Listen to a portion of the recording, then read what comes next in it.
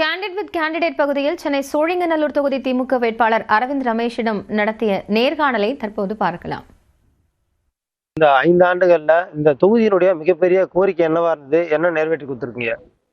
ஒரு நகரம் உருவாக்கப்பட்ட பொழுது நகரத்தில் இருக்கின்ற முதல்ல சாலை வசதி வேணும், குடிநீர் வசதி வேணும், மின்விளக்கு வசதி வேணும், பாதாள சாக்கடை திட்டம் வேண்டும், மழைநீர் கால்வாய் வேண்டும், இப்படி பூங்காக்களை பராமரிக்க வேண்டும், பூங்காக்களை மேம்படுத்திட வேண்டும், பள்ளி கட்டிடங்களை உருவாக்கிட வேண்டும், அங்கன்வாடி குழந்தைகளுக்காகவும் உணவுப் பொருள் வாங்குகின்ற ரேஷன் கடை கட்டிடங்களை உருவாக்கிட வேண்டும் என்று இந்த கோரிக்கைகளை எல்லாம் 5 ஆண்டு காலத்தில் நிறைவேற்றி தந்துவிட்டு தான் தமிழ்நாட்டினுடைய முதலமைச்சர் எங்களை எல்லாம் உதயசூரியன் சின்னத்திற்கு 3வது முறையாக வாய்ப்பு தந்திருக்கின்றார்கள். மருத்துவமனையை கட்டி தந்திருக்கின்றோம். இன்றைக்கு 662 படுக்கைகள் பெரும்பாக்கம் பகுதியில் 66.5 கோடி ரூபாய் மதிப்பிலான திட்டப்பணி நடைபெற்றிருக்கிறது.